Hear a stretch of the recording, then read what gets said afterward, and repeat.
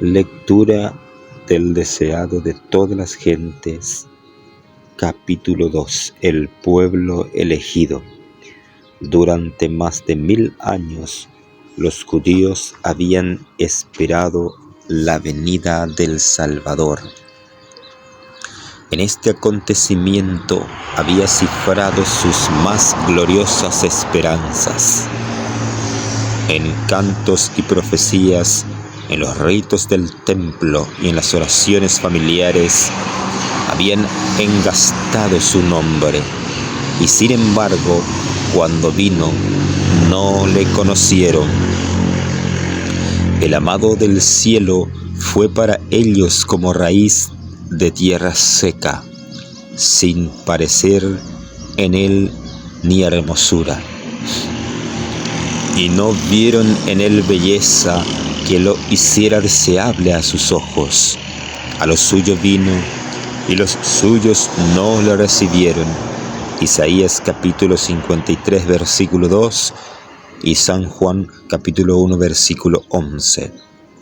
Sin embargo, Dios había elegido a Israel, lo había llamado para conservar entre los hombres el conocimiento de su ley, así como los símbolos y las profecías que señalaban al Salvador. Deseaba que fuese como fuente de salvación para el mundo, como Abraham en la tierra donde peregrinó, José en Egipto y Daniel en la corte de Babilonia. Había de ser el pueblo hebreo entre las naciones, debía revelar a Dios ante los hombres. En el llamamiento dirigido a Abraham, el Señor había dicho: bendecirte he y serás bendición, y serán benditas en ti todas las familias de la tierra. Génesis 12, versículo 2 y 3. La misma enseñanza fue repetida por los profetas, aún después que Israel había sido asolado por la guerra y el cautiverio. Recibió esta promesa: y será el residuo de Jacob en medio de muchos pueblos, como el rocío de Jehová, como las lluvias sobre la hierba, las cuales no esperan varón ni aguardan a hijos de hombres. Miqueas capítulo 5, versículo 7. Acerca del templo de Jerusalén, el Señor declaró por medio de Isaías: mi casa, casa de oración será llamada de todos los pueblos. Isaías capítulo 56, versículo 7. Pero los israelitas cifraron sus esperanzas en la grandeza mundanal. Desde el tiempo en que entraron en la tierra de Canaán, se apartaron de los mandamientos de Dios y siguieron los caminos de los paganos. En vano Dios les mandaba advertencias por sus profetas. En vano sufrieron el castigo de la opresión pagana. A cada reforma seguía una apostasía mayor. Si los hijos de Israel hubieran sido fieles a Dios, Él podría haber logrado su propósito honrándolos y exaltándolos. Si hubiesen andado en los caminos de la obediencia, Él los habría ensalzado sobre todas las naciones que ha hecho, para alabanza y para renombre y para gloria. Verán todos los pueblos de la tierra, dijo Moisés, que tú eres llamado del nombre de Jehová, y te temerán. Las gentes oirán hablar de todos estos estatutos y dirán: ciertamente pueblo sabio y entendido es esta gran nación. Deuteronomio capítulo 26, versículo 19 y capítulo 28, versículo 10, capítulo 4, versículo 6. Pero a causa de su infidelidad, el propósito de Dios no pudo realizarse sino por medio de continua adversidad y humillación. Fueron llevados en cautiverio a Babilonia y dispersados por tierras de paganos. En la aflicción, muchos renovaron su fidelidad al pacto con Dios. mientras colgaban sus arpas de los sauces y lloraban por el santo templo desolado, la luz de la verdad resplandeció por su medio, y el conocimiento de Dios se difundió entre las naciones. Los sistemas paganos de sacrificio eran una perversión del sistema que Dios había ordenado, y más de un sincero observador de los ritos paganos aprendió de los hebreos el significado del ceremonial divinamente ordenado, y con fe aceptó la promesa de un Redentor. Muchos de los sacerdotes sufrieron persecución. No pocos perdieron la vida por negarse a violar el sábado y a observar las fiestas paganas.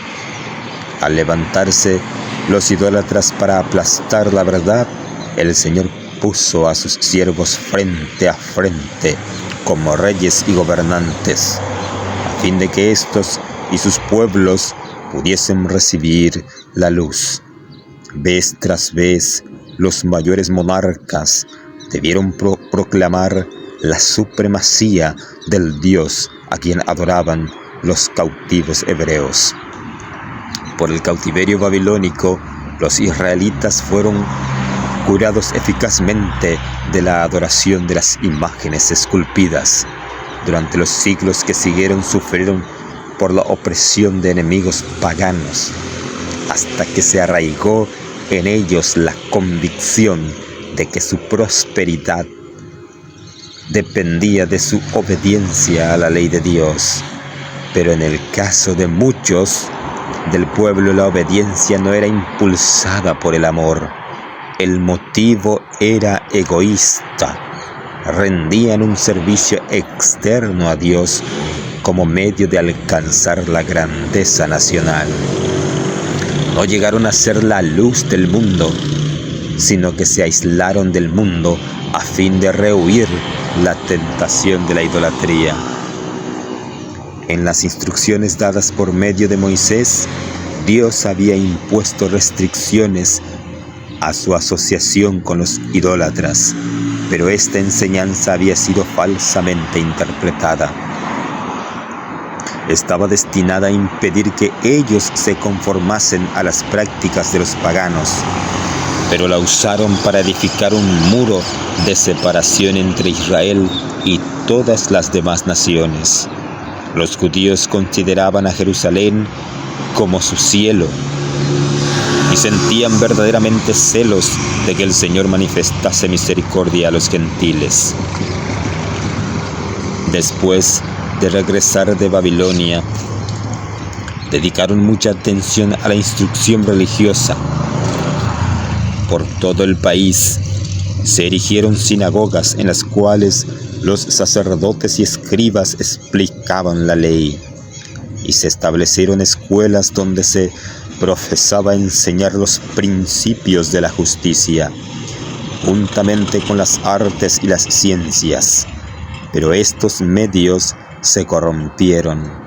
Durante el cautiverio, muchos del pueblo habían recibido ideas y costumbres paganas, y éstas penetraron en su ceremonial religioso.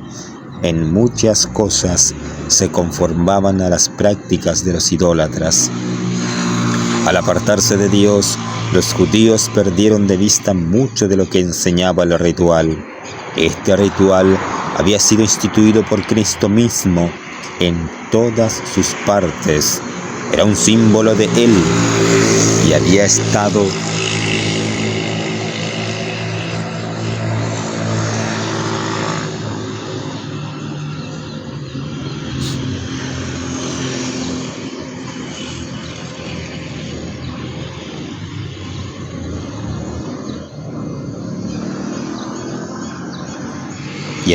lleno de vitalidad y hermosura espiritual, pero los judíos perdieron la vida espiritual de sus ceremonias y se aferraron a las formas muertas. Confiaban en los sacrificios y los ritos mismos, en vez de confiar en aquel a quien estos señalaban. A fin de reemplazar lo que había perdido, Los sacerdotes y rabinos multiplicaron los requerimientos de su invención, y cuanto más rígidos se volvían, tanto menos del amor de Dios manifestaban. Medían su santidad por la multitud de sus ceremonias, mientras que su corazón estaba lleno de orgullo e hipocresía.